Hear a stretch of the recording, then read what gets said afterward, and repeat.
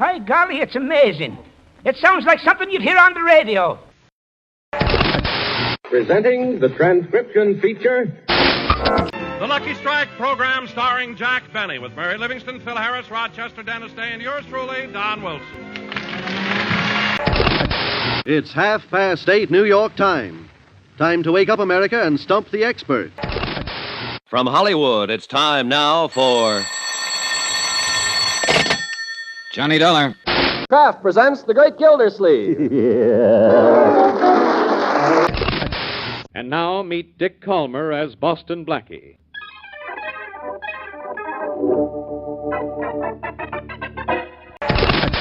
It's the Phil Harris Alice Faye Show, presented transcribed by the makers of Rexall drug products. And now it's time to meet the men from the ministry.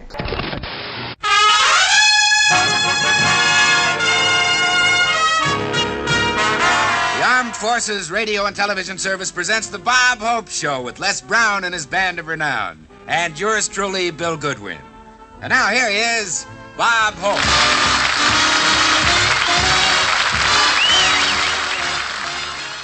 Greetings, I'm Kevin Lauderdale. This week I'm going to present a serial, but I'm going to give you all the parts at once. Think of this as sort of a radio version of a Netflix binge watch. This crime show, yours truly, Johnny Dollar, aired on CBS from 1949 to 1962. It had what, for my money, is the greatest framing device and structural conceit of all time. Johnny Dollar was a freelance insurance investigator. When something was stolen or someone had died mysteriously, he was called in to investigate for the insurance company. If he actually found the thing that had been stolen or found evidence of foul play, the insurance company might not have to pay off. Every episode was framed as his expense report. So he might start off with $3 for a cab to the airport, he might say, or $1.25 for lunch at a cafe where I met my contact, things like that. I love that. Also, every episode began with a phone call. Now, that was easy to do when the show was a weekly half hour, which it had been at first. But like a lot of programs, it changed over time and eventually went to weekdays and 15 minutes. As you'll see, some of those phone calls were a bit of a stretch in this episode. Johnny Dollar is hard-boiled, but he's full of heart. He solves crimes with grit, guts, and brains. These particular episodes have less fisticuffs and gunplay than usual, but they're more than made up for by their delightful strangeness, as you'll see. Just one cultural note. There's a comment about the tax structure. In the 1950s, when Johnny Dollar takes place, the top federal income tax brackets were in the 80%. So if you made over $200,000 a year, you paid at least 80% of that to Uncle Sam, and it went up from there. From April 9th, 10th, 11th, 12th, and 13th of 1956, yours truly, Johnny Dollar, the Laird Douglas of Heatherscote matter. From Hollywood, it's time now for Johnny Dollar. This is Harry Branson at Philadelphia Mutual Liability and Casualty Company. Oh, hi, Harry. What's on your mind? I have a case for you, a very important one. Good. Tell me about it. John, did you ever hear of Laird Douglas of Heatherscote? Lord who? Say that slowly, will you? Laird Douglas of Heatherscote. Sorry, I left my kilts and bagpipes on the other side of the drink. Huh? Oh. Yeah, feeling real sharp this morning. But what about this Laird Douglas something or other? Can you come down here to Philadelphia and see me? I hate to be so blunt about it, old boy, but what's in it for me? A nice retainer fee in any event. Well, good. And, of course, expenses and your regular commission if anything happens to Laird Douglas. Of Heatherscote. Why, yes. Okay, Harry, I'm on my way. Oh, John. Yeah? Come down by plane, will you? The first one you can get. Urgent, huh? Yes, John. Very.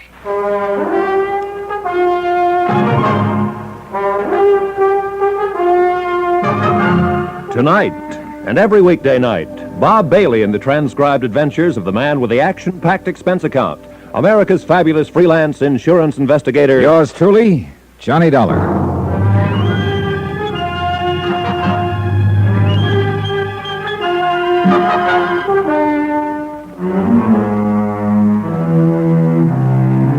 Expense account submitted by Special Investigator Johnny Dollar to Harry Branson at the Philadelphia Mutual Liability and Casualty Company, Philadelphia, Pennsylvania. Following is an accounting of expenditures incurred during my investigation of the Laird Douglas of Heatherscote matter, whoever Laird Douglas is, and whether investigation is the proper term at this point, who knows. In any event, well... Expense account item 1, $22.50. Air transportation and miscellaneous, Hartford to New York to Philadelphia. For a change, I decided to stay at the Benjamin Franklin. Not only because it was convenient to Harry Branson's office on Walnut Street, that is the office of Philly Mutual Liability and Casualty, but because I'd heard it was a nice hotel. It was. And it was convenient to everything else in the center of town. Theaters, good restaurants, nice stores, even a nightclub. Well, anyhow, when I got to my room, I found a half-dozen urgent messages that Harry had called. Pretty good indication that his lordship, Douglas or at least this case, was pretty important. So instead of bothering to unpack, I had the bellboy dump my luggage, tipped him, and was standing there debating whether I'd better forego a quick shower and change of clothes when the phone rang. Johnny Dollar. John, didn't you get my messages? Why haven't you called? I've been waiting to hear from you. What's wrong? Hey, take it easy, Harry. I just this minute got in. Oh, well, I hope you're coming right on over here to my office. Well, what's the matter? Something happened to this client of yours? No, not yet. But being you're expecting the worst, huh? And look, you still haven't told me a thing about this emergency, or whatever you want to call it. John, it is an emergency because of the time element. You see, why do we waste time on the phone? Well, this was your call, not mine. All right, I'm sorry. I'll be waiting for you. And Harry, I'll be there.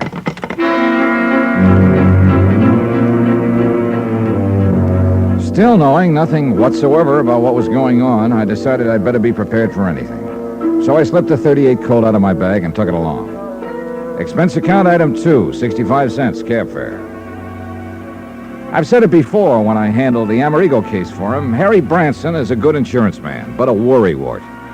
So I kind of hoped he was making the usual mountain out of the usual molehill this time. However, when my cab pulled up in front of his office building, he was standing waiting on the sidewalk out front. Hey, I keep the change. Thank you, sir. John, what took you so long? Huh? Thank goodness you're here. Harry, what are you doing out here? Lose your office or just forget the key? I almost wish I had. John, we have a problem. A serious one. Yeah, with Laird Douglas of, Heatherscote. He's up in my office now. Sounds like international intrigue. Has Scotland declared war on us or something? This is no time for levity. He's up in the office now, and you must take over immediately. It's a very serious situation. Come. Okay. Oh, now, what's it all about? Has Laird Douglas died and... Oh, no, you said he was up in your office. And I'm sure you don't mean just his body. Yes, he's there, with Mrs. Peter Malcolm Kelly Van Pyten. Kelly Van... Huh? Are you kidding? I certainly am not. You see, she insists that you act as his bodyguard. Oh, now, wait a minute, Harry. Unfortunately, or rather fortunately for you, 13th floor, please. Yes, sir. Unfortunately, I said 13th floor, operator. Please, quickly. Yes, sir. So, Harry? Young man, will you please start this elevator immediately? Gotta wait for the signal, sir. Signal? This is an emergency. Take off. Immediately. Emergency? Yes, it involves Laird Douglas of Heatherscote. Oh, well, sure, if it's... Who? Good man. Okay. Now, you were saying, Harry... Was I? Unfortunately something. Oh, yes, of course. Fortunately for you, she was quite cognizant of the fact... Who was cognizant? Mrs. Peter Malcolm Kelly Van Pyten. She knew about the excellent work you did for us in connection with the Ricardo Amerigo case not long ago. Excellent detective work, she called it. 13th floor. You remember the case, Ricardo, the concert violinist who disappeared, presumably. Yeah, I remember. And your almost intuitive deduction that he wasn't dead at all, but had merely staged the whole thing to make it look as the... Harry... oh, yes, of course. 13th floor. You mean Mrs. Peter Malcolm Kelly Van... Excuse me, mister, but I'm getting signals from the other floors. Quite right, you should. As I started to say, John, she is one of our biggest personal policy holders. Good. But hadn't we better get into your office and meet her? Oh, yes, but I want you to know about the personal premiums. Alone, they run to something over $20,000 a year. Mister, please. Well, she is an important client. Yes, and that's why I Mister, will you I didn't please? hesitate to accede to her request that you be called in on this case. I called you, and here you are. Mister, please. Oh, well, get us up to the... Oh, we're here. Why didn't you tell us? Come, John. Mister, if I was to tell you what I'd like to, My office is right this way, John. Come, please. Hey, look, you better calm down, Harry, and give me the dope on this case right from the beginning. Yes, I'd better. All right. Mrs. Peter Malcolm Kelly Van Pyten is a very important client, has been for years. So you said. But there are a lot of things you haven't said, like, what has she got to do with this Laird Douglas character, and why is he so important? It's this way, John. The policy on him runs to $5,000. No double indemnity, which is good. As a matter of fact, the policy on him was purely a favor to Mrs. Kelly Van Pyten. You know, considering such short life expectancy and all. No, I don't know. Is he in his dotage or something? Well, hardly. Or are you being facetious again? But you said... Hey, how old is he? His birthday is next month, May 7th to be exact. He'll be 4 years old. 4? That's right. Short life expectancy? Of course. You see, John. Wait a minute. Some horrible disease or something, huh? What's the matter with him? John, you wanted this from the beginning, so I'll give it to you from the beginning. Okay, but Harry, if it hadn't been for Mrs. Van Pyten's own policies totaling something in the neighborhood of $500,000, more in fact, Harry. Why, we'd never have written the one on Lord Douglas of Heatherscote. So, now we've cleared that up. Harry, we passed your office 3 or 4 doors ago. Oh, yes. Yeah. But as I'm sure you understand, I wanted to give you some of the background before you talk with Mrs. Van Pyten. After all, you asked for it. Yes, I guess I did. But what you've given me so far has landed me smack dab in the department of utter confusion. And I'm beginning to think maybe I have company. Oh, where? Who? Right here. You, Harry. Now look. Why don't we quietly stroll into your office and let me get the whole thing from Mrs. Kelly Van Pyten herself? Or better still, from Laird Douglas. But you couldn't. Of course not. What? At least not from him. Why not?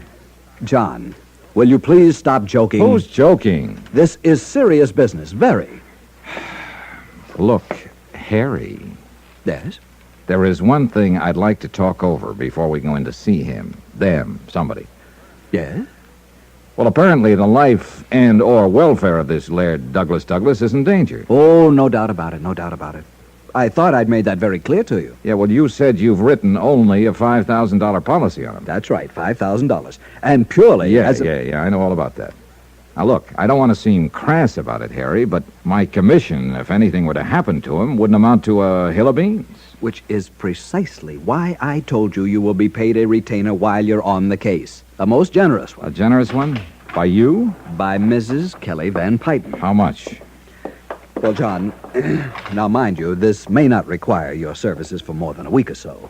As bodyguard, that is. How much? And, of course, she has authorized an expense account. Ah. But, mind you, John, not the usual kind that you seem to have the knack of piling up beyond all reason.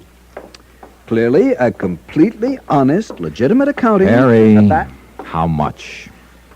Well, as a matter of cold fact, I have assured her that it will total no more than the amount of the retainer she is prepared to pay you. Any more than that, and, well, you'll have a lot of explaining to do. Harry, how much is this retainer to be, if I take the case? I might even go so far... $750 per week, or fraction thereof, and I am sure you will agree that... What's the matter, John? $750 a week, plus expenses, when there's only a $5,000 policy involved? That's right. But if this 4-year-old Laird Douglas of Heatherscote. Yeah, if he's only worth a $5,000 policy, and what was that crack about short life expectancy? John, I told you he is already 4 years old. Oh, look, start all over again, will you, Harry? Yes.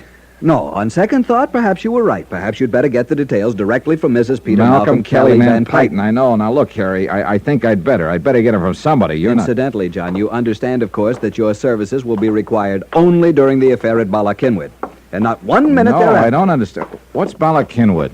Out around Westchester, outside the city, one of the suburbs. Very nice suburb, too. That is where Laird Douglas... Of Heatherscote. Yes, John, that is where he will appear. And you or Mrs. Kelly Van Pyten, or both, if you think his life will be in danger. Exactly. Oh, John, I knew you were just joking me all the time. I wish I knew.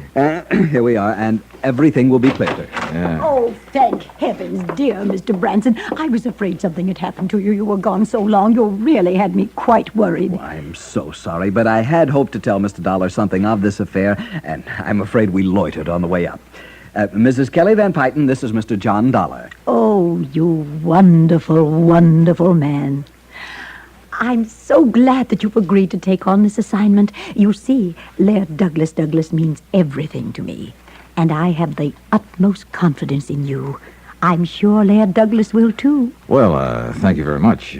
But where is he? Why, yes, Mrs. Van Pyten, what's happened to him? Oh, don't worry, my dear. He's all right. But after all, he is so temperamental. I fear he got a bit impatient waiting for you, and I know you'll forgive him. You will, won't you? Yes, of course, but where is he? He's asleep, Mr. Branson, in your inner office. He sat down in your chair and fell fast asleep. Oh, if I could only relax that way. But you must meet him, Mr. Dollar. Yes, I'd certainly like to. Of course you would, and I know he'll want to meet you. Gently now. Oh, good, he's awake. Oh, no. That's Laird? Laird Douglas of Heatherscote. This is Mr. Johnny Dollar. Hey! Holy John! Hey!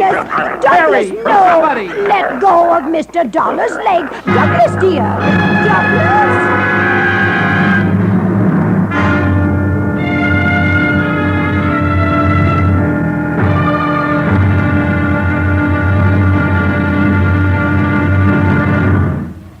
Now, here's our star to tell you about tomorrow's, intriguing? Well, tomorrow's episode of this week's story. Tomorrow? Well, I've handled some pretty doggy cases in my time, but never as a pooch's bodyguard. But suddenly this one begins to smell much too strongly of murder. Join us, won't you? Yours truly, Johnny Dollar.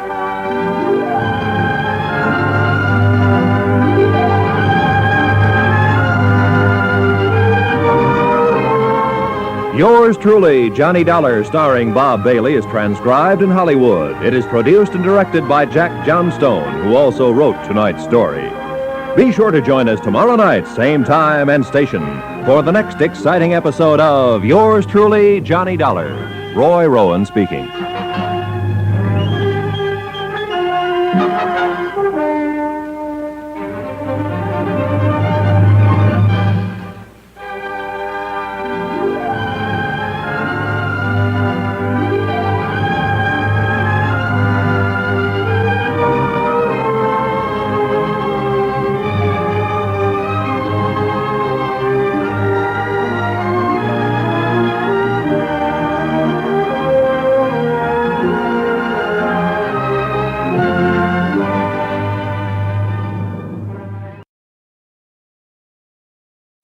From Hollywood, it's time now for Johnny Dollar. Ray Rowland, Johnny. Oh, hi, Ray. Just got your message. What are you doing in Philadelphia? Oh, a case for Philly Mutual Liability and Casualty, and I may need your help. What do you know about Laird Douglas of Heatherscote? Why, he's one of Scotland's finest. Wait a minute. That's your case? Yep. Insurance? And bodyguard. How's about lunch? Johnny, have you met his lairdship? Yeah, and I nearly lost a leg doing it. Oh, then you know. Yeah, I know. Oh, shut up.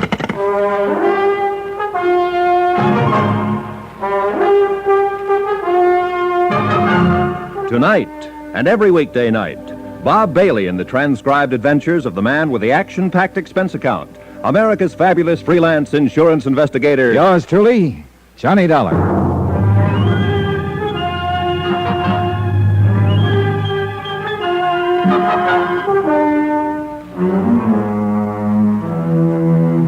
Expense account submitted by Special Investigator Johnny Dollar to the Philadelphia Mutual Liability and Casualty Company in connection with my investigation, or rather my involvement in the Laird Douglas of Heatherscote matter. And I wish I'd had some idea of what I was getting into before I ever left Hartford. But it's too late now. Expense account item 3, $39.50. One pair of slacks. For within a few minutes of my arrival in Philadelphia, Harry Branson of Philly Mutual buttonholed me and dragged me up to his office to meet two important clients he had. First was Mrs. Peter Malcolm Kelly Van Pyton. Oh, you wonderful, wonderful man.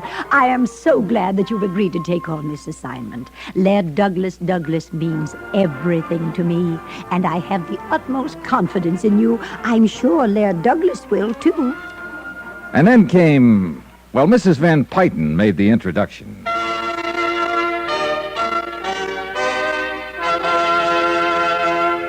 Laird Douglas of Heatherscote. This is Mr. Johnny Dollar. Huh? Oh, no. Holy jumping... Douglas! Oh, no, you mustn't do that. Oh, my. Douglas, Oh, dear, good heavens. Get on your own Douglas, chair, Harry. This one's taken. Sorry, John, sorry. Down, Douglas, down. There, dear, that's the boy. That's a nice boy. That yes, is now. Laird Douglas of Heatherscote? Yes, isn't he adorable? He's so playful. He was really just playing, you know. There, dear, come now. Harry. Yes, John? This is the client you called me all the way down from Hartford to see? Yes, John, yes. $7.50 a week, practically unlimited expense account. Oh, dear, just look at your trousers, Mr. Dollar. I don't need to, thanks. I can feel the draft. But you'll need new ones. Here. And I insist you let me pay for them. Down, Douglas, down. Here, Mr. Dollar. Will $100 be enough? Gee. No, here, $150. I can see those were very, very nice. Well, See what I mean, John? Here, please, now I insist you take it. And if it isn't No, enough... no, thanks. That's plenty. But now, Harry, you listen to me. John, I know what you're going to say, but as I explained to you on the way up You here to my explained office... plenty, but not nearly enough. But I tried. I really tried. I think you Boys. and I had better have a quiet little talk, Harry, and the sooner the better. Oh, boys, please, can't you do that another time? Please come down from those chairs so Mr. Dollar can meet Douglas and we can make all the arrangements. Please? Mrs. Van Pyton, that's precisely what I want to talk about. You really look very funny up there. And see, Douglas does want so much to be friends with you. Yeah, you sure it isn't a piece of my leg he wants? Oh, no, of course not. Here, Mr. Dollar, just give him one of these biscuits. I have them specially baked for him, and he'll be your friend for life. Really? Huh? Here, now just come down and hand it to him. Well... He'll love you. It's true, John, I know. Yeah? Then what are you doing up on that chair? I forgot, that's all. Nice, Douglas. Huh? Please, Mr. Dollar.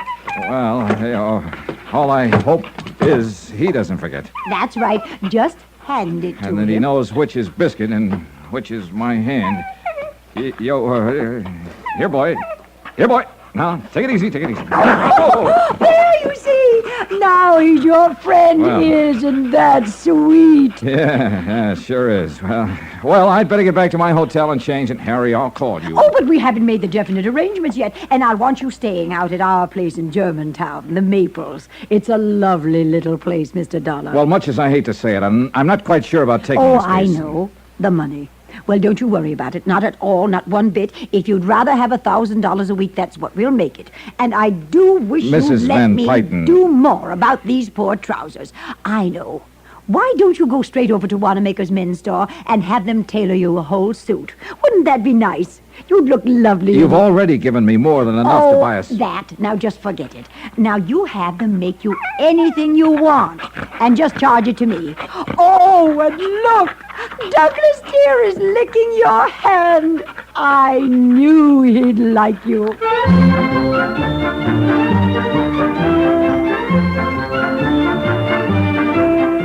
Never underestimate the power of a woman, somebody once said. Or maybe they should have said never underestimate the power of a fast buck or $1,000. Anyhow, Mrs. Peter Malcolm Kelly Van Pyton had set her heart on my handling this whole affair, and she simply wasn't to be denied. Couple that with a chance to pick up enough loot in a few days to, well, what would you do?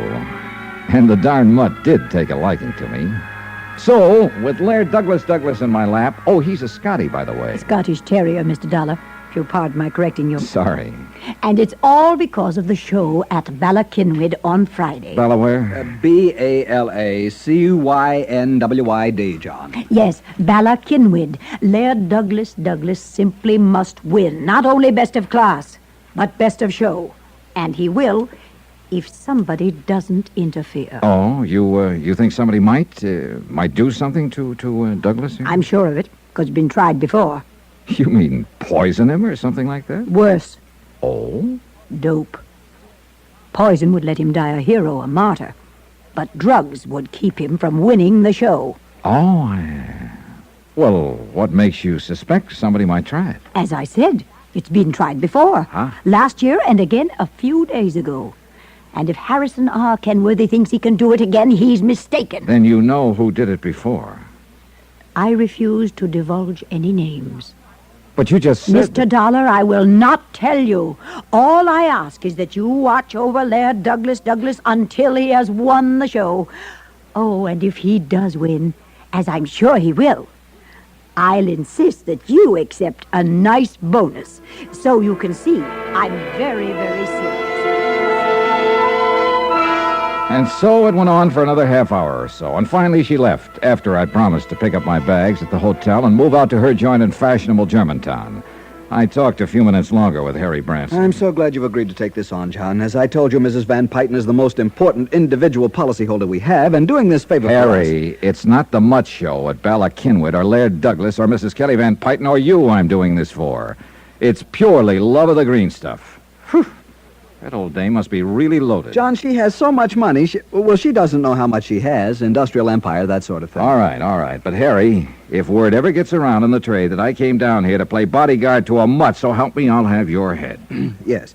But now hadn't you better go on out to the Maples? Well, first I want to know about this Harrison R. Kenworthy she mentioned. Oh, that. Yeah, that. She accused him of doping up her Scotty. Well, she really doesn't know, and it's really quite complicated. How do you mean? Kenworthy owns a beautiful Kerry Blue Terrier, Lady O'Diddy's Rolamar Maine. Holy cats, and no pun. Why can't they give an honest dog an honest name? Look, we'll call her Mimi.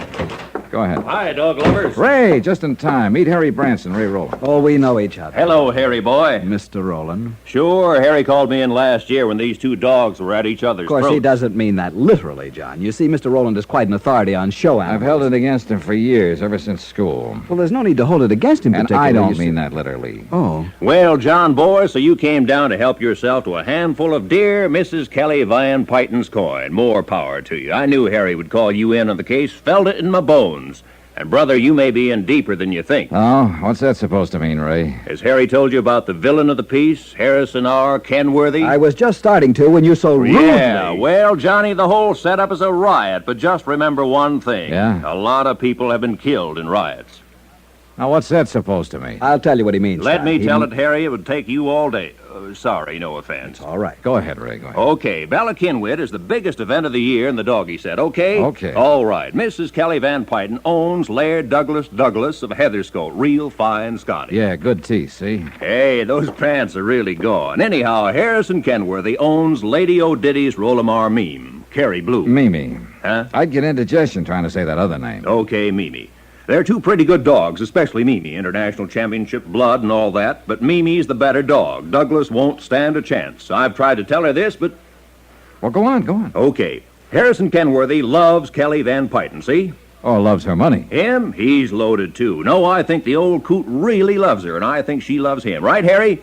Yes, I think I'm inclined right, to... but now get this. Yeah? She won't marry him until her Laird Douglas beats his Lady O'Diddy, Mimi, far and square at the Bala-Kinwood show. How do you like that? Are you kidding? Oh, no, John, it's an accepted fact. Right. So what happens for over a year Wait a minute, now? Ray, wait a minute. If he really wants to marry her, why doesn't he just let her dog beat his? And let her be one up on him right from the start? Never. No, boy, he'd never live it down. You don't know these people. Well, this is about the craziest thing I ever heard of. To you and me, sure, but to them it's deadly serious. Are they in love with each other or with their dogs? Well, it's not just love where the dogs are concerned, but pride, which is just about all a lot of these old lonely millionaires have to think about, to live for. Yea, sometimes even unto the 5th and 6th generation. Yeah, okay, I'll take your word for it. But now she said something about her dog being doped at the show last year. Oh, yes, John. You see, it was just a couple of days... Right, just before the finals. It was an attempt to murder the dog with poison, but emergency care both times pulled Laird Douglas through. She told me it was only some kind of a dope that was used. Oh, sure. We kept the truth from her. You don't realize it, boy, but if that dog were to die, she would. Fact. Oh, now, Ray. Oh, yes, John, and the insurance company must keep that dog alive in order to obviate having to pay off... Right. After all, her policies amount to... Right. It may sound absurd to you, Johnny, but it's no joke. As I said, you don't know these people. But look, it still doesn't make any sense. You'll just have to take my word for it, and it's happened right here in Philadelphia. Yes, John, and we held the policy. It was an old lady... Right, so there you have it. Okay, I'll believe you.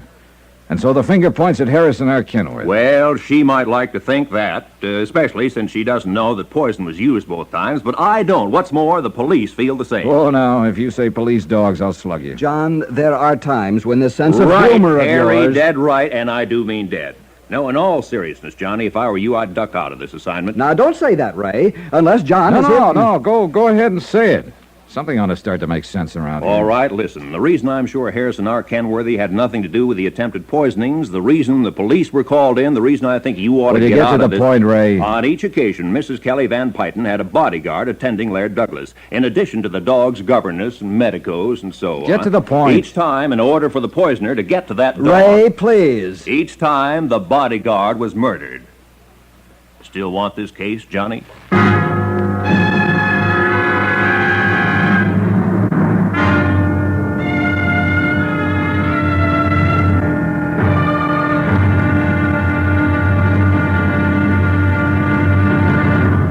Now, here's our star to tell you about tomorrow's intriguing episode of this week's story. Tomorrow, well, the joke's no longer a joke, especially when a killer trains his sights on me.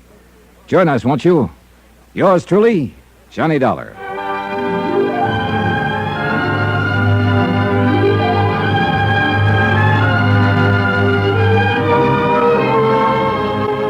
Yours truly, Johnny Dollar, starring Bob Bailey, is transcribed in Hollywood. It is produced and directed by Jack Johnstone, who also wrote tonight's story.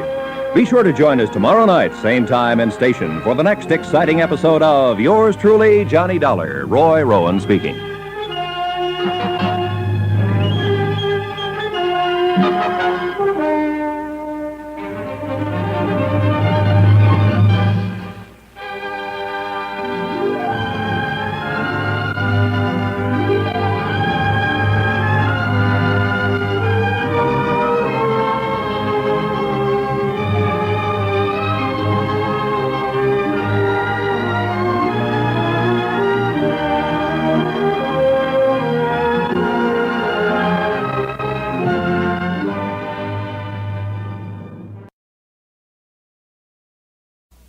From Hollywood, it's time now for... Johnny Dollar. Lieutenant Steve Howard, homicide. I found word to call you there at your hotel. Right. I'm an insurance investigator, Lieutenant, and... Yeah, I've heard of you. Can I help you? Well, I understand you're the man who handled a murder case at the Bala Kinwood Dog Show last year. That's right. We're still working on it. Oh, fine. Like to look over the setup for an attempted murder? Oh? Of who? Me. Stay right there, Mr. Dollar.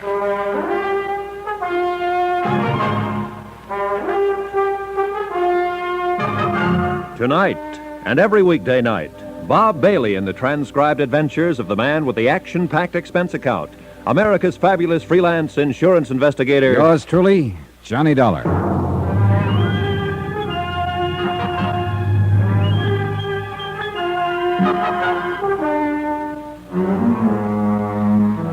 Expense account submitted by Special Investigator Johnny Dollar to the Philadelphia Mutual Liability and Casualty Company. Following is an accounting of expenditures incurred during my investigation of the Laird Douglas of Heatherscote matter. And at this point, that name is no joke. Expense account item 3, 70 cents cab fare from the office of Harry Branson to my hotel. It was at Harry's office that I got the craziest assignment I'd ever taken. Bodyguard to Laird Douglas of Heatherscote, who turned out to be a dog. And I mean that literally. A purebred Scottish terrier who rated high enough in dogdom for somebody to make a couple of attempts on his life. Right now, it looked like somebody wanted me to be next. What's all this talk about an attempt on your life? Here, Lieutenant. Take a look at this handbag of mine. Huh? Wait, don't touch it. Huh? I left it here on this little luggage stand about an hour ago, right after I checked in. Only before I left it, I opened it and took out my gun. So? So when I got back, just before I called you, I found the bag as you see it now, locked again. Oh, now look here, Mr. Yeah, Bowers. I know. But if a chambermaid had been in here, there would have been other signs. You know, bed turned down, fresh towels in the bath, things like that. Boy, you're a suspicious man. You sure you didn't lock it yourself after taking your gun out? I'm sure. Anyhow, instead of opening it, I started to pick it up to put it on the bed to unpack. Here now, you lift it. Why? Because it weighs close to 25 pounds, and that's too much for nothing but an extra suit, a few shirts and shorts, some handkerchiefs and the like. You check with the desk? No callers that they know about. Oh, let me see. Yeah, that is pretty heavy. And it doesn't tick. Now, look here. Yeah? Do you see where somebody on the fire escape used a pry bar to shove this window open? Well, yeah. And those marks are fresh. Very fresh. Operator, get me Central Police. Expense account item 4. Check for $29.50 to the nearest Bond clothing store for one pair of trousers to replace those torn by Laird Douglas of what's his name, when I'd first met him in Harry's office. Item 5, phone call to Mrs. Peter Malcolm Kelly Van Pyton. Well, don't you worry, Mr. Dollar. If you're delayed, you're delayed, and we'll just expect you here at the Maples when you get here. Your suite is all ready and waiting for you. I'll be there as soon as I can. Oh, I do hope you've had a suit made to replace those trousers little Laird Douglas tore. Why don't you have a couple of suits made and just charge them to me? Thanks. Maybe I'll get around to that. Goodbye, Mrs. Van Pyton.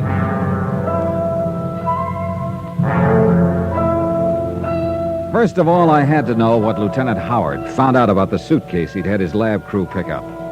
I took a taxi to headquarters. That's item 8, 65 cents. Why, glad to see you, Dollar. Sit down. Well, what'd you find out? Dollar, that bag of yours had enough soup in it to blow out half the side of your hotel. Oh, then I was right. Yeah, professional job, too. Straight wire rig that would have gone off when you opened the bag. Brother, I guess my lucky star is in the ascendant. What made you suspect a booby trap, Dollar? Last year and a few days ago, somebody tried to poison a dog. Well do I know. Laird Douglas of Heatherscote, Blue Ribbon Scotty, belonging to Mrs. Peter Malcolm Kelly Van Pyton, yeah. Right. Apparently, the whole reason for it was to keep the pooch from winning the best of show at the annual dog festival, or whatever you want to call it, out at Ballackinwood. So I've heard. I think it was more than that. Oh, wait a minute. Now, don't tell me you subscribe to the idea that if the dog were to die, Mrs. Kelly Van Pyton would probably kick off, too. No question about it. Okay. Well, you don't know her yet, or you wouldn't be so skeptical. Her whole life revolves about that dog. And her money, of course. From what I've seen, she just throws that away. Of course she does. At least in small quantities. You know, 1,000 or 2 here or there, even 100,000 to some school or library or something where it'll show. But even that's only a drop in the bucket to her. Lieutenant, I don't quite see what you're driving at. Well, she is one of the remnants of a class in this country, fast dying out, thank goodness, that for generations has been cultured and conditioned into thinking that money is everything, that their whole destiny is to control vast industries, lands, railroads, oil, shipping, and people. People, Dollar, by means of their sheer financial prowess. But I thought our present tax situation... situation... sure, their day is almost done, but the few who are still around, like Mrs. Kelly Van Pyton, are hanging on for dear life, trying to add to their power. Hey, Steve, you make a sweet, gabby, eccentric old lady sound like an ogre. She is, no question. I'm sure she doesn't realize it. Simply because this whole attitude has been so thoroughly ingrained into her all her life? That's right. Oh, well, we'll see. Yeah, you'll see. Well, look, let's get to the point. Who do you think might be trying to get rid of the old lady? I haven't the least idea. Well, no family, relatives? Only living relative is her nephew, Warren Staley. Ah. Nothing. You sure? Haven't been able to pin a thing on him. Where can I find this Warren Staley? At the Maples. He lives there with her, huh? Yep. And you're sure he would be her only beneficiary? Yep. Uh-huh. Good luck, Dollar. Lieutenant Howard seemed to know what he was talking about. Nonetheless, I decided that the nephew, Warren Staley, would at least be a start. And the sooner I could move in at the Maples, the better. Item 9, 780 cab fares back to my hotel and out to the Maples in the suburb of Germantown. When I first saw the place, I could hardly believe my eyes. It looked like a regular castle perched atop a small hill. Even the gatehouse, nearly half a mile from the mansion, was big enough to house several families. But the mansion itself, wow. A rather stuffy-looking butler, after practically climbing up my family tree, escorted me to the reading room. Mrs. Kelly Van Pyton, and guess who?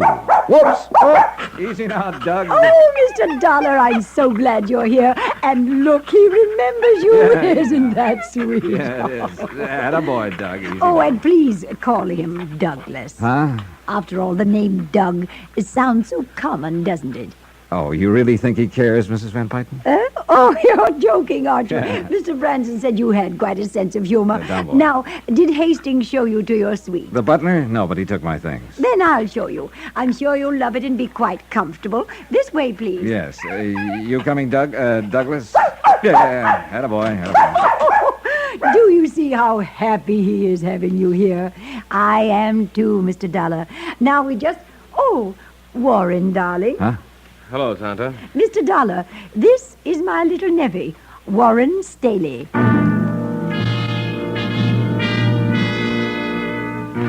Warren was 25 or so, bright, good-looking, and well but comfortably dressed. And at Mrs. Van Pyten's orders, he took me up to my suite. Living room, study, breakfast room, bath, and bedroom. And it still occupied only a small part of the second floor. Now, here next to you are Dougie's rooms. Wow. One for sleeping and one for eating. Can you tie that? The dining room for a dog. And through that door is Mademoiselle Poirot, his governess. She feeds and bathes them. And that's a full-time job? Oh, sure. Most pampered dog in the country. Brother, I'll go with you on that. No doubt Tonto will ask you to keep this connecting door open at night. Hey, sit down a minute, Warren. I'd like to talk to you. Sure. I hope you're impressed by all this. Are you kidding? And Tonto will love you dearly. Say, would you like a drink? There's a cellarette here for your convenience. Holy. Sure. Scotch and soda. Good. Rather foolish, though, isn't it? All of it? What do you mean? Oh, it's such nonsense to keep up an estate like this just to keep face, so to speak. Well, she can afford it, can't she? Are you kidding? You sound as though you don't enjoy this life of luxury. Yeah, here's your drink. Enforced luxury to keep up the honor of the family. And I resent it. Oh? Without having to lift a finger, do an honest day's work. When she's gone, I'll be one of the wealthiest men in the country. That's bad, huh? Do you think it's strange that a fellow would like to stand on his own feet for a change, make something of himself, by himself? Well, why not just pack up and leave? You don't know Tonto. No, I guess I don't. Oh, it's really more than that. I'm the only member of this family left, aside from Tonto. So I understand. I'm the only one left to carry on the Van Pyten empire. Drink up. Wait a minute. Branson used that term, too. Yes, empire.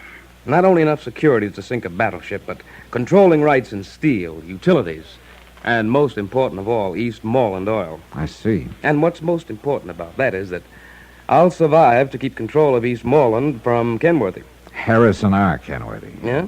There's been a battle over Eastmoreland oil for generations between the Van Pytens and the Kenworthys. Say, tell me, does Kenworthy have any heirs? One. His son, Ronald. I see. What sort of a fellow was he? Good friend of mine. We waste a lot of our time together. Oh, drink up, Mr. Dollar. I'm ready for another, and you haven't even touched yours. Yeah, well, listen. I'm going to lay some cards on the table. Shoot. Somebody's been trying to get at Laird Douglas, the dog, presumably as a way of getting at your aunt. It's true. If anything would have happened to little Dougie... Okay. I'll take your word for it. Now, because of the intense rivalry between your aunt and Kenworthy, or rather between Laird Douglas and his pup, Lady O'Diddy's Mimi, or whatever her name is, anyway, Kenworthy should be number one suspect. When you know him, you'll cross him off your list. So Lieutenant Howard has told me. But, go on. All right. As sole beneficiary of the Van Pyten Empire, as you call it, you come in as fast number 2 on the list. I can understand that. But unless everything you've told me is a fancy fairy tale to throw me off, then... Everything I've told you is true, Mr. Dollar. Hey, what's the matter with you? Nothing. Go on. Okay. And mind you, Warren, I'm not forgetting for a minute that there's been a couple of murders involved in this whole screwy business, plus an attempt on my own life. Attempt on your... Dollar? Hey, what gives you... Are you plastering on a little over one drink? No, listen to me. I know. Now I know, and I can tell you, Dollar. Tell me what? The answer, the whole thing. Dollar! Warren, what's the matter with you? I can't breathe. Hey, Warren. Drink. Meant for you. Don't touch...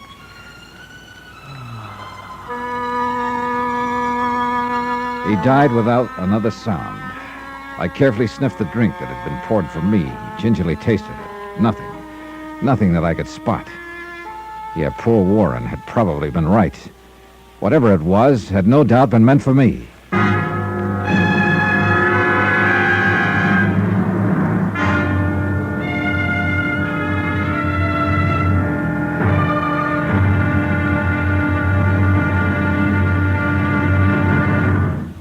Now, here's our star to tell you about tomorrow's intriguing episode of this week's story. Tomorrow, things and people finally begin to line up on the case. Just well enough for it to blow sky high.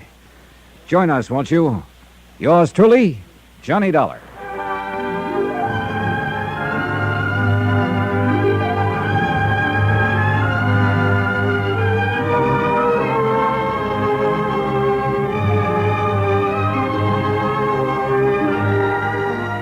Yours truly, Johnny Dollar, starring Bob Bailey, is transcribed in Hollywood. It is produced and directed by Jack Johnstone, who also wrote tonight's story. Be sure to join us tomorrow night, same time and station, for the next exciting episode of Yours truly, Johnny Dollar. Roy Rowan speaking.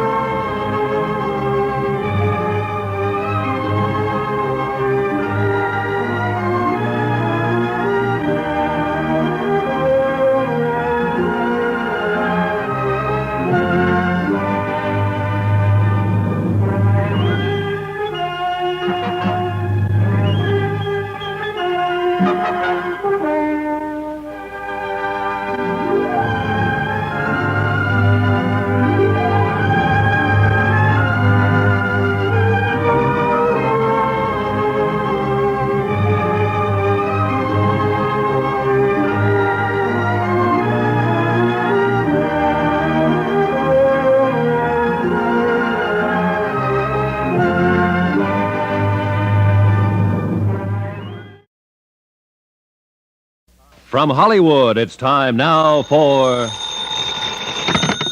Johnny Dollar. Lieutenant Howard, homicide. Oh, hi, Steve. Hi. As you know, I've given orders for you to be confined to your suite out there at the Maples until I can get some of the lab crew out there. You don't think I murdered Warren Staley? Apparently, you were the only one who was with him when he died. Now, look here. I'm the one who's kept even the family out of here. What's more important, you're the only one in the whole estate who might be trusted to keep things intact. Any possible evidence. So please don't leave your room. Okay, diplomat. I'll sit tight.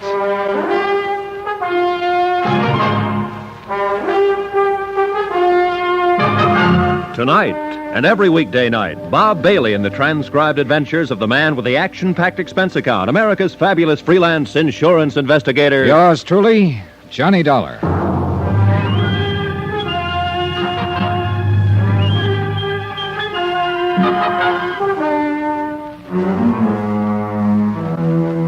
Expense account, or rather report, submitted by Special Investigator Johnny Dollar to the Philadelphia Mutual Liability and Casualty Company, Philadelphia, Pennsylvania, in connection with my investigation of the Laird Douglas of Heatherscote matter. No need to itemize expenses at this point because there are none. The magnificent suite in which I'm parked out at the sumptuous mansion of Mrs. Peter Malcolm Kelly Van Pyton is fine. Except for the body of young Warren Staley, Mrs. Van Pyton's nephew, draped over the arm of the easy chair in which he died a few minutes ago.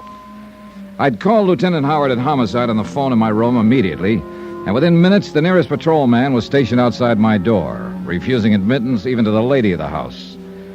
After all, this was the third murder that tied up with the Scottish terrier who started all this, Laird Douglas of Heatherscote. While waiting for Lieutenant Howard and his crew, I shaved, showered, and changed my clothes. Then, about 10 minutes later... Well, Dollar? Yeah, Lieutenant. See what you mean. Yeah. He seemed like a nice kid, too. He's all yours, Doctor. Go right ahead. Very well, Lieutenant. Here, Paul, just sit like you do. Okay, for pictures, Lieutenant? Yeah, go right ahead, Sergeant. Okay, excuse me, Doc. Hey, before you get started here. Okay, Dollar, let's have it. What happened? Well, Warren brought me up here himself, and I sat him down to ask him some questions. You suspected him, didn't you? In spite of what I told you. Sure. As sole beneficiary of the Van Pyton estate, empire, as he called it. Yeah, well, what do you think now? But you were right, that he was clean. Anyhow... My poor darling Warren, where is he? No, take your hand off me. My boy Just a minute, is Mrs. dead. Van Pyton. No, you can't keep me out. This is my own house, and this is my own Yes, nephew, I'm my sorry, boy. but you'll have to wait until we can get everything clear. Oh, this terrible Look, Mrs. Van thing. Pyton, if you'll just wait until we finish... Just a minute, Lieutenant. Hey, whoa, young fella, hold on a minute. Who are you? Johnny Dollar, who are you? Ronald Kenworthy, his best friend. What happened to him? He was poisoned. Poisoned? And where were you? How could a thing like this happen if you were doing what... Ronnie, just calm down a minute. How long have you been here in the house? Why, half, 3/4 of an hour, something like that. But I don't Where? Where were you? Well, I was down in the reading room with Mrs. Van Pyton. All the time? Then out in the garden. Alone? Yes, except for a few minutes while I talked to Hastings, the butler, out there. What were you doing in the garden? I was on my way up here by the back way to see Warren. I've always used the back staircase from the garden ever since we were kids together. This suite of rooms used to be our playroom, ever since I can remember. All right. Go on with what you were saying. Well, then about that time, or a few minutes later, I don't know exactly, I heard the police car come screaming up the driveway. That was the first that any of us, Mrs. Van Pyton or Hastings or I, that any of us knew that something was wrong, that something had happened to Warren.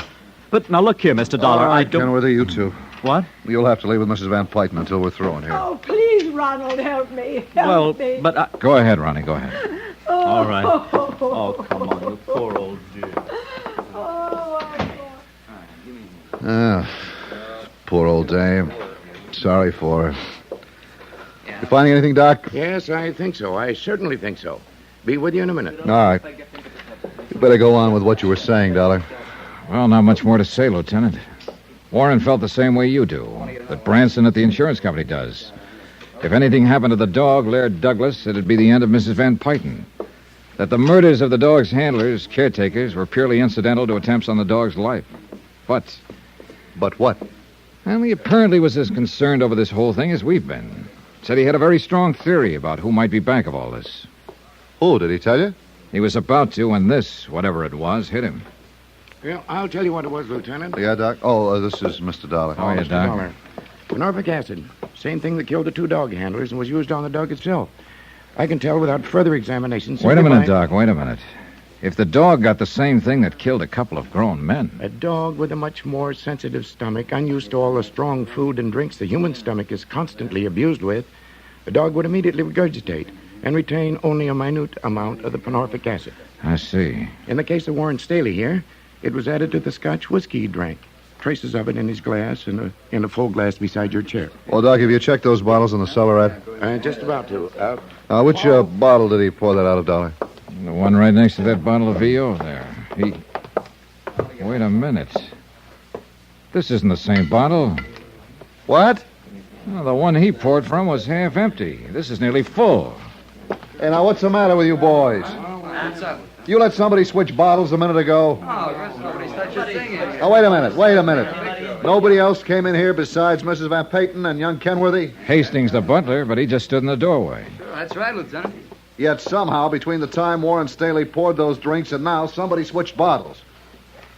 Unless you're wrong about this, Dollar. No sign of the poison in this one, Lieutenant. It's the only Scotch bottle. You been here in the room all this time, Dollar? Yeah, sure. And in the bath, I shaved and showered and dressed while waiting for you to get here. But only after one of your men came and parked outside the door. Well, where does this door lead to? Well, it's the dog's quarters, 2 rooms. Oh, I see. Come on, Dollar. You men wait for us. Yeah, right. I'll be here. What about that door beyond? Oh, that. Mademoiselle Poirot, the dog's governess. Well, where was she? How should I know? I didn't even meet her. Wait! Ah, the Folies Bergère. Yeah, I guess I should have knocked. Who are you? Why you come in this way when I'm dressed myself? Sorry, mademoiselle. We're the police. Police? What have I done that you should see me this way? Well, nothing, ma'am, nothing. But how long have you been there in your room? Only 2 minutes. I came in the back way to change my clothes. Yeah, that was obvious. It's my day off. I have big dates. Not now, you haven't. Get dressed, and I'll send an officer in to escort you downstairs. Come on, Dollar. No, you cannot do this to me. I've done nothing wrong. You cannot make me stay here. Say, Pete, send somebody around the back way to cover the governess and take her downstairs for questioning. Yes, sir. Hey, Ransom, yo. And Johnny, looks like you goofed. Hmm? While you were showering, somebody came in through her room, through the dog's quarters, and did the bottle switch on us. Oh, well, then we're even. Yeah, we're... What? You have very carefully mussed up any fingerprints that might have been on those doorknobs. Oh. Jerry, see if you can get any prints off those doorknobs back there. Right. If I haven't wrecked them. But, Johnny, if I didn't know about you and your reputation, I'd peg this on you so fast you'd... You haven't been holding out on me, have you? I assured him that I hadn't, then went downstairs to the monstrous living room and sat in while we went through a routine questioning of everyone in the household. I even went through the motions of bodyguarding the dog that had started all this and tried to console Mrs. Van Pyton. Results of the questioning? Nothing, Dollar, nothing. No leads. Yeah, so I noticed. The 2 previous murders of the dog's caretakers or bodyguards, whatever you want to call them. Yeah, well, same poison was used then. In their food as well as the dogs. But why? Why, Steve? Why? Why they? To keep them from helping Laird Douglas when it hit him? Well, more likely because those handlers had got wind of the attempt to poison the dog and suspected who was trying to do it. Yeah, that makes sense. Yeah. So there's one thing you're overlooking, darling. What's that? The intended victim of this last poisoning was not Warren Staley, but you. Oh, brother, I'm not overlooking that for 1 second. Yeah, and that's why I asked you if you were holding out anything on me. Because it would indicate that you have a lead. Or at least suspicion about someone. Sure. I got a lot of suspicions. Ronald Kenworthy, his old man, the butler, heaven help us, even Mrs. Van Pyton. Maybe even you, Steve. But when it comes to evidence... Yeah, I know what you mean. Well, I've got work to do.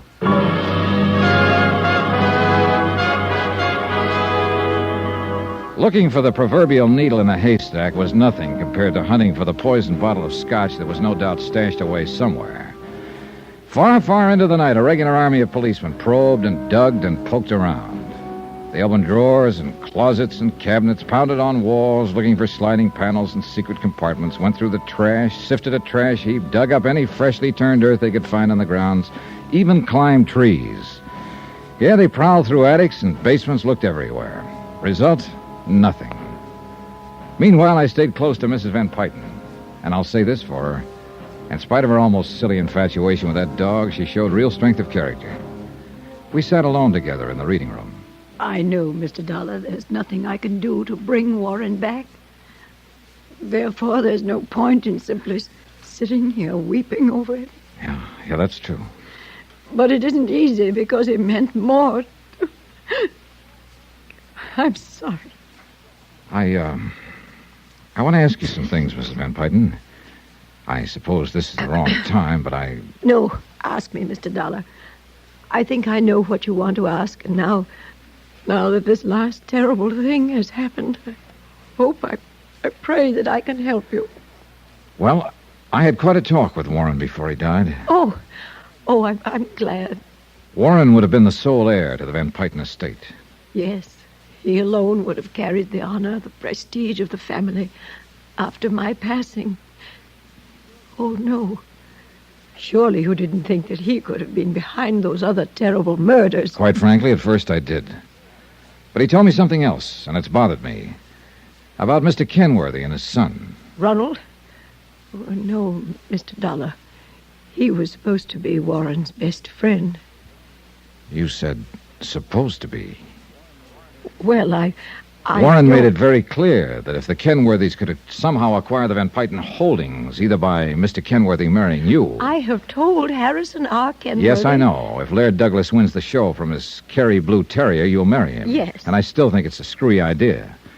But the fact remains it's apparently true. It's quite true. Neither you nor Mr. Kenworthy has too many years ahead, if you'll forgive me. Mr. Dollar, what... So there's now only one person left to benefit by the death of Laird Douglas, of Warren, of you, and ultimately of Mr. Kenworthy. Good heavens, Mr. Dollar. That's right. Ronald Kenworthy. Well? I know. I know it. I think you've said enough, Mr. Dollar. Ronald. Yes, I heard it all. Mr. Dollar, I think you've said too much for... shall we say, your health?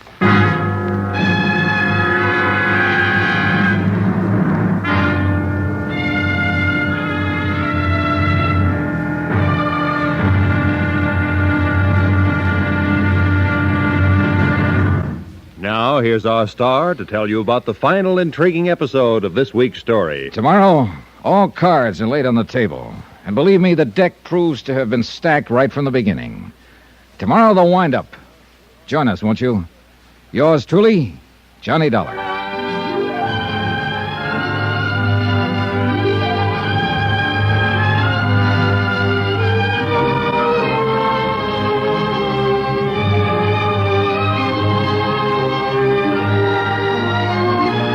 Yours truly, Johnny Dollar, starring Bob Bailey, is transcribed in Hollywood.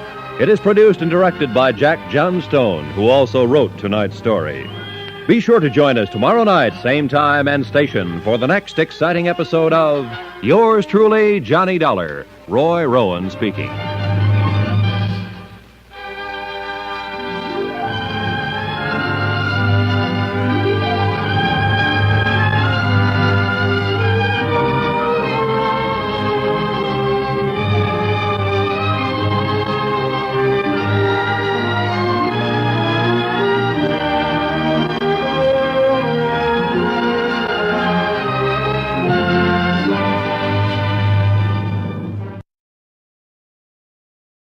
From Hollywood, it's time now for Johnny Dollar. Ronald Kenworthy, Mr. Dollar. Good. I want to talk to you. Are you at your home? I am. And after the way Okay, then stay right there and I'll be over to see you. Why don't you send the police instead? What's that supposed to mean? A few minutes ago in Mrs. Van Pyten's library, before you kicked me out, you practically accused me of the murder of her nephew. Did I? Well, didn't you? Didn't you? All right, Ronnie, just calm down and stay put until I can get over there. You mean you aren't afraid I might try to take a powder, as you high-handed detectives like to put it? You mean you aren't worried that...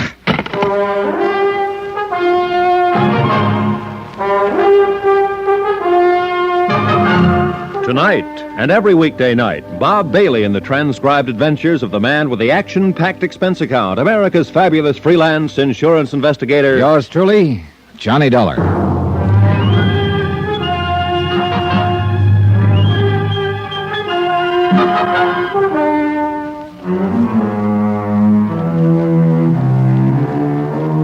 Expense account submitted by Special Investigator Johnny Dollar to the Philadelphia Mutual Liability and Casualty Company.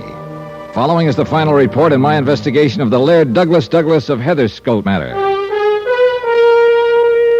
The whole case started out almost as a lark when I discovered that I'd come to Philadelphia to act as bodyguard to Laird Douglas, and for a fat fee and virtually unlimited expense accounts. Me, bodyguard to a dog.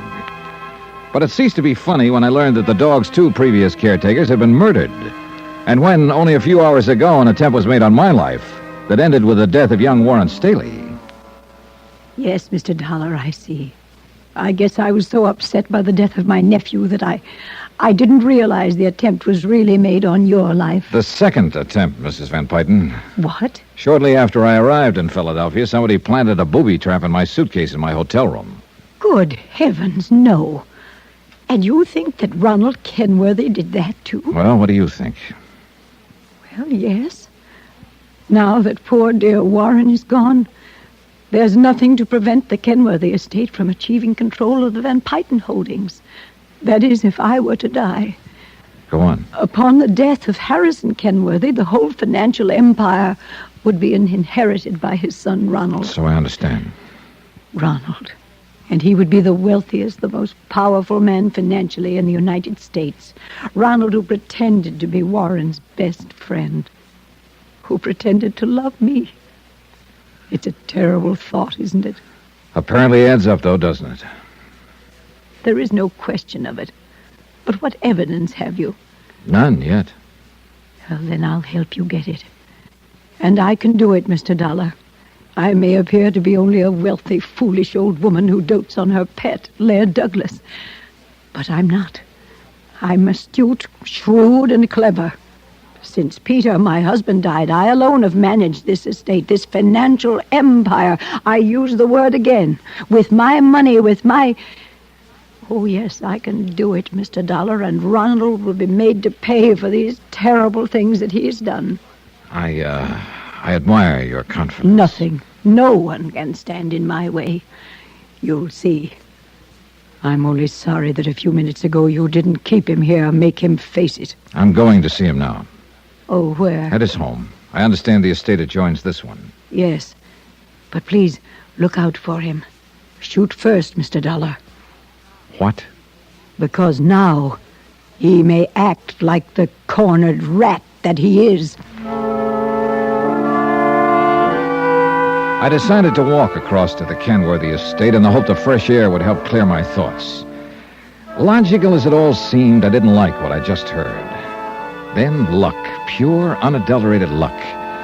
As I walked across the broad lawn between the main house and the gatehouse, I passed the garage building with its Rolls-Royce, 2 Cadillacs, and a station wagon. And then I saw him, Andy LaFort, alias Henry Fortune, alias Andrew Ford, one of the cleverest second-story men in the country, with a record on the West Coast as long as your arm. A man who would do anything for money. He was idly going through the motion of dusting off a car. I walked past quickly, not sure whether he'd noticed me or not. I hope not. For it was one of his ilk who'd had to plant the booby trap in my hotel room, who could have slipped the poison into the liquor that killed Warren Staley. I turned in at the gatekeeper's house. Mr. Dollar, I saw you at the question. I want a about that telephone, young- quick. Right here, sir. Is something Thanks. wrong? Operator, get me Central Police, emergency. Good heavens, Mr. Dollar. Something The man else there in the happened? garage, polishing cars. Andy? How long has he been here? Oh, a year more. Ever since the dog show at Ballykinnon. Well, what does he do? last year. Oh, the driving for Mrs. Van Payton, but something gone... Hello? Give me Lieutenant Howard, homicide.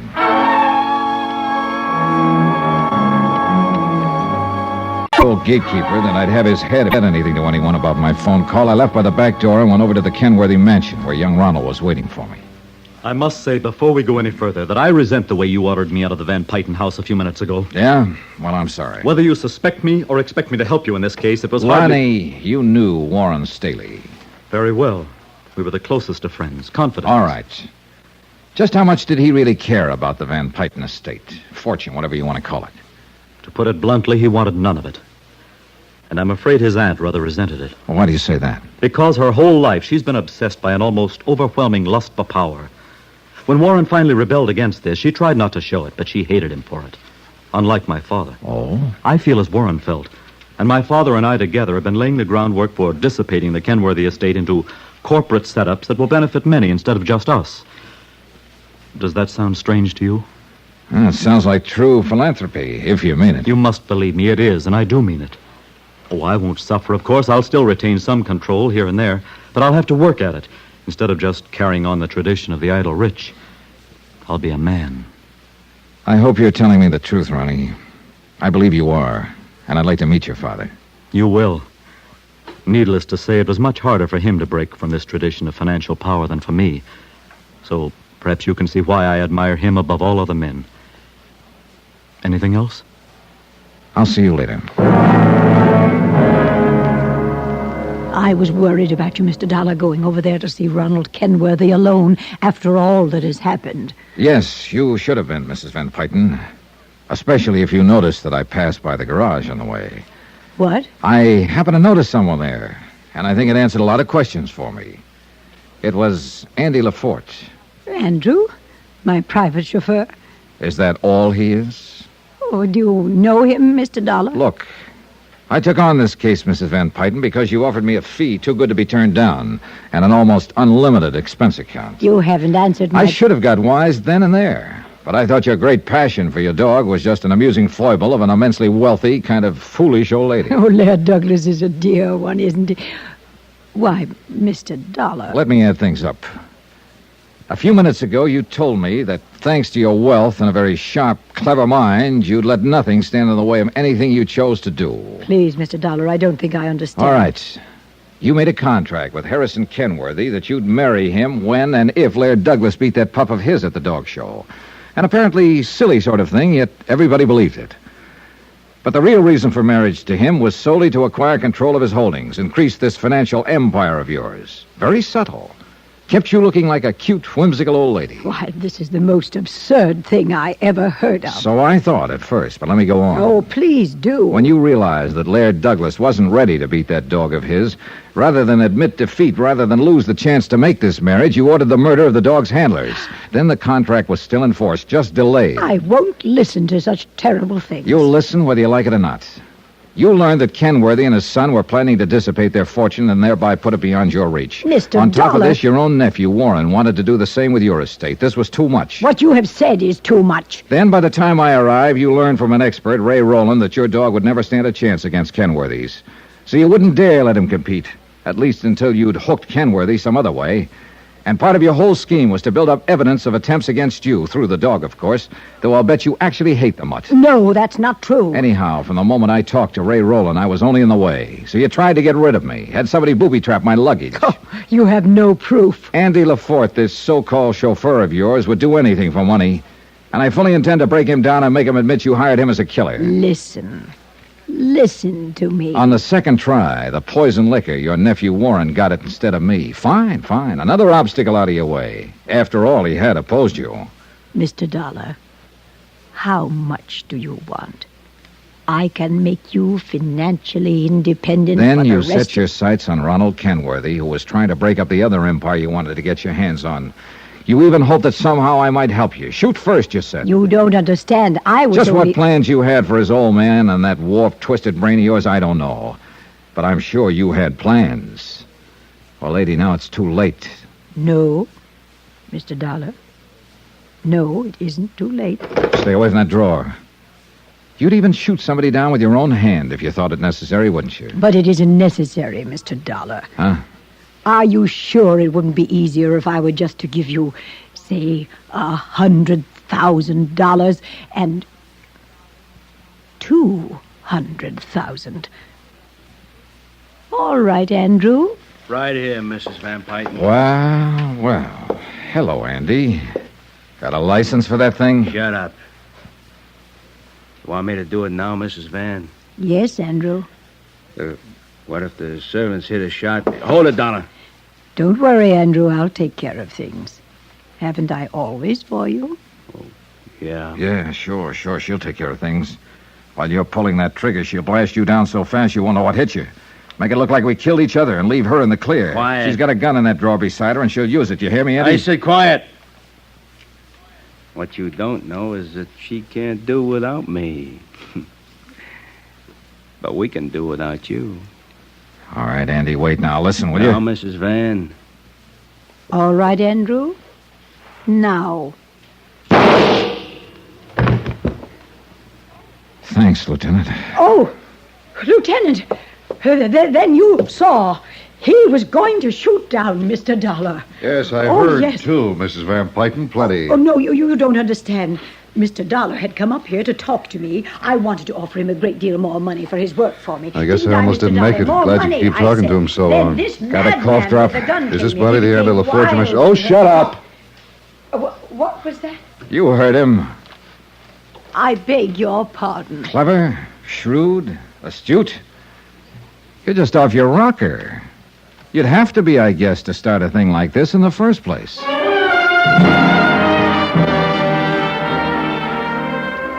Well, I guess by the time the estate and inheritance laws get properly applied, the Van Pyten empire will be spread around the way Warren wanted it.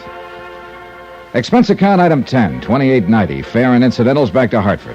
Total, including fees, $1,113.40. Remarks?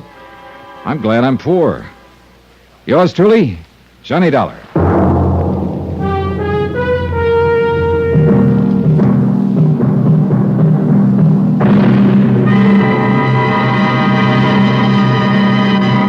Now, here's our star to tell you about next week's intriguing story. Next week, an insurance swindle that really backfired. The only trouble was it caught me right in the line of fire. Join us, won't you? Yours truly, Johnny Dollar.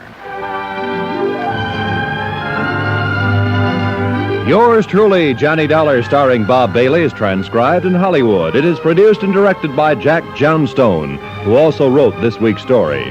Heard in our cast were Jeanette Nolan, Harry Bartell, Byron Kane, Jack Crucian, Bill James, James McCallion, Ken Christie, Dick Ryan, Bert Holland, Jack Edwards, and Hy Averback. Musical supervision by Amerigo Marino. Be sure to join us on Monday night, same time and station, for another exciting story of yours truly, Johnny Dollar. Roy Rowan speaking.